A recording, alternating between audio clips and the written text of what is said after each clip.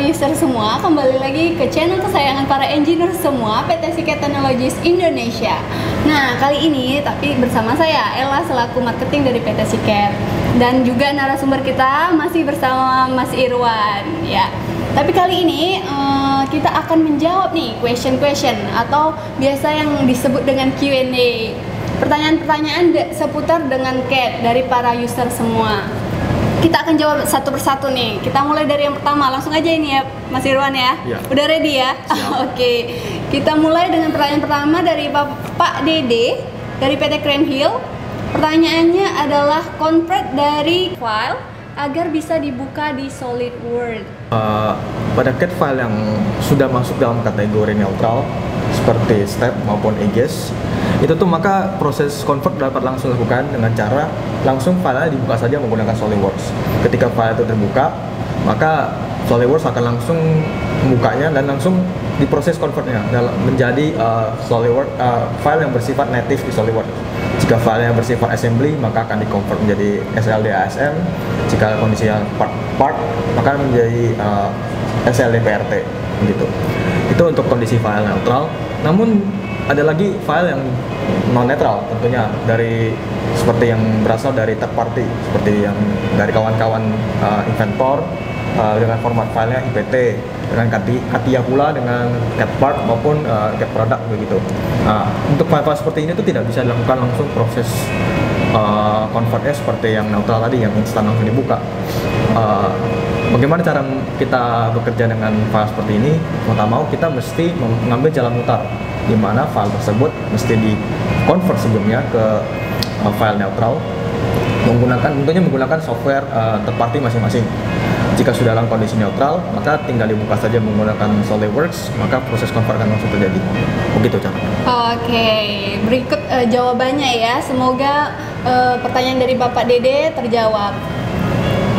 Oke, kita lanjut ke pertanyaan kedua. Ini dari Pak Eko, Mandiri Gift Nusantara. Hai Pak Eko, semoga nonton ya.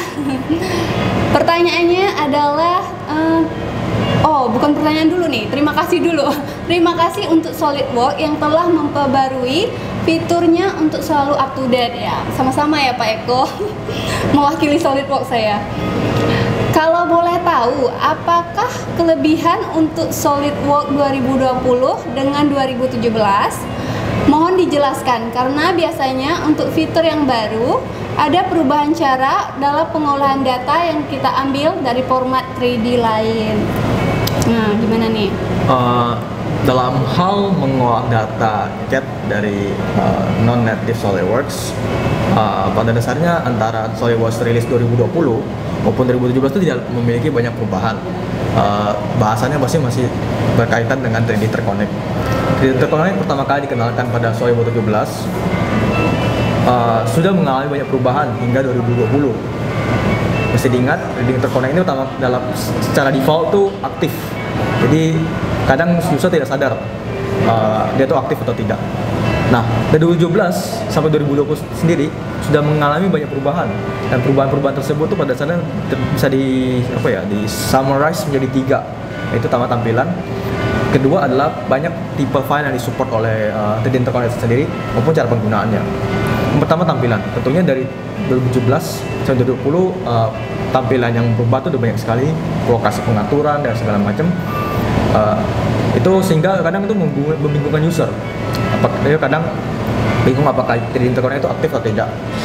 Lalu bahkan mungkin jika pertama kali menggunakan 2017 belum begitu familiar dengan 3D Interconnect, tidak sadar ada menggunakan fitur ini. Itu dari sisi tampilan. Dari sisi kedua adalah file yang disupport. 3D Interconnect pertama kali dikenalkan tuh untuk dapat membuka atau membaca file-file yang bersifat third party. Jadi sebenarnya tuh awalnya hanya ketika pertama kali dikenalkan pada 2017 itu baru support third party seperti Inventor, ada IPT, Solid Edge, UGNX, Creo, yang seperti CATIA. Format-format seperti ini yang awalnya tuh nggak bisa dibuka, di-convert seperti yang Final tadi ya, yang bisa langsung dibuka menggunakan lingkungan SolidWorks. 3D Interconnect itu hadir untuk menjembatani gitu loh kelemahan ini, sehingga file-file tersebut meskipun tanpa di-convert, tanpa melakukan proses convert yang ribet tadi, itu bisa langsung dibuka dan bisa langsung digunakan loh dalam lingkungan SolidWorks. Baru 2017, namun perubahan signifikan terjadi ketika rilis tahun berikutnya, yaitu tahun 2018, di mana 3D Interconnect juga support file-file yang bersifat non third party. Maksud saya non third party itu adalah format netral. Gimana? Jadi awalnya kan ketika kita membuka file netral seperti step di lingkungan SolidWorks, sebelum ada 3D Interconnect maka langsung di-convert. Dan proses convert ini tuh kayak apa ya, nggak bisa ada pilihan untuk menghentikannya, wajib di-convert gitu, dibuka menggunakan SolidWorks. Namun jika menggunakan 3D Interconnect pada rilis 2018, maka jika kondisi 3D Interconnect itu aktif, step tersebut akan dibuka tanpa melakukan proses convert. Jadi step file akan dipertahankan, kira-kira begitu. Jadi saving time bisa dibilang, tidak perlu lagi proses convert itu. Itu yang terjadi signifikan di 2000, perubahan yang terjadi. Dan itu 2018 itu sampai 2020 penambahan apa ya, tipe support info itu bertambah terus begitu. Itu dari sisi yang kedua, yaitu penambahan support yang bisa file yang bisa disupport. Yang ketiga adalah penggunaan. 2017, seperti yang tahu tadi saya jelaskan sebelumnya, hanya mensupport file yang bersifat third party, Solid Edge, CATIA, Unigraphic dan sebagainya, tidak tanpa neutral file. Nah, ketika di set, pengaturannya hanya untuk bisa mengatur di set untuk mengatur file tersebut. Nah, pada rilis 2018 kita tidak bisa begitu. Ketika 3D Interconnect teraktif, maka dia akan langsung secara general berdampak pada semua CAD file yang disupport oleh 3D Interconnect. Jadi kita nggak bisa mengatur hanya untuk, let's say kita mau menggunakan 3D Interconnect untuk file-file tertentu, format tertentu. Misalnya saya mau hanya untuk IPP, untuk inventor, tapi untuk step di pertengahan tidak bisa. Sehingga tuh jika 3D Interconnect aktif akan berdampak kepada file yang bersifat third party, software maupun neutral.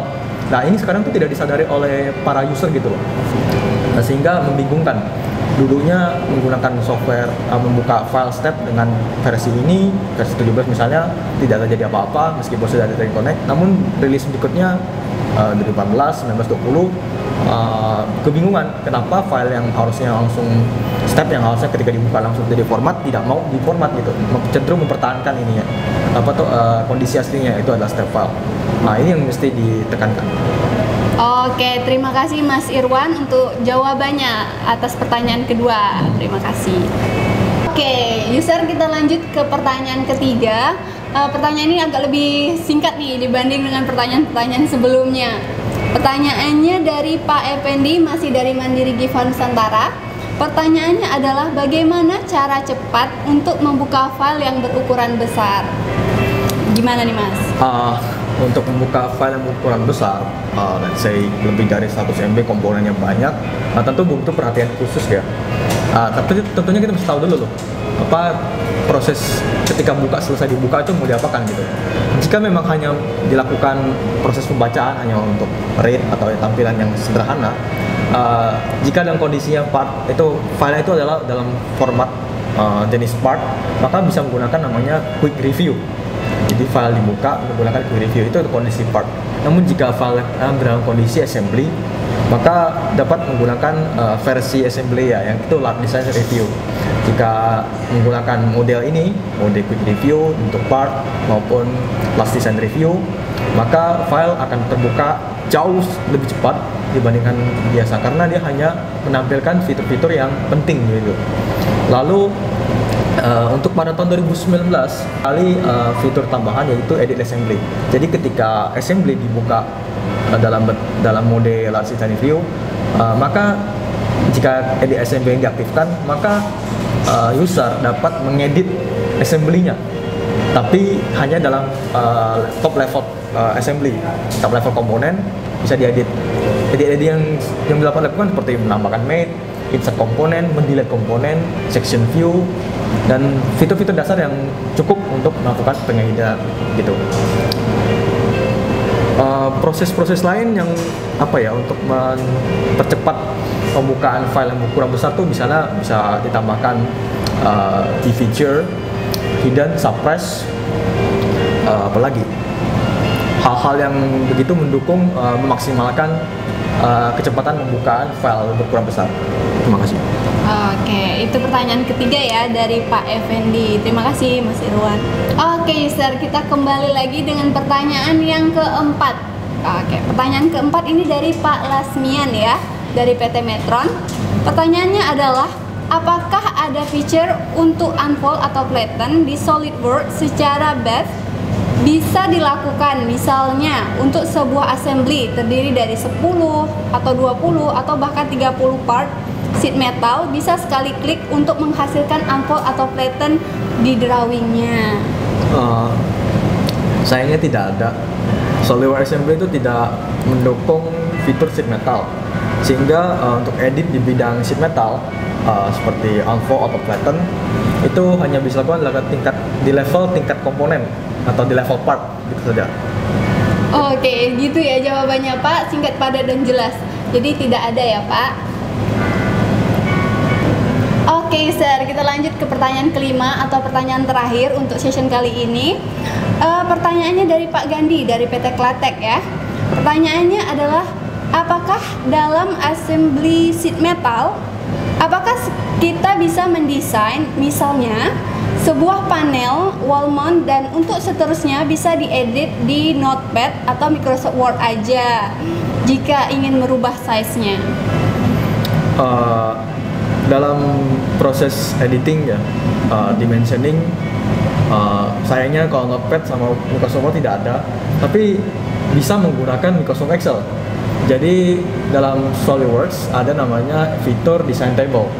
Jadi jika kita menggunakan design table, kita bisa membuat table yang dimana sana terkandung, atau kita bisa mengedit sendiri, let's say komponen-komponen panjang, lebar, tinggi, tebal, di sana sekali langsung.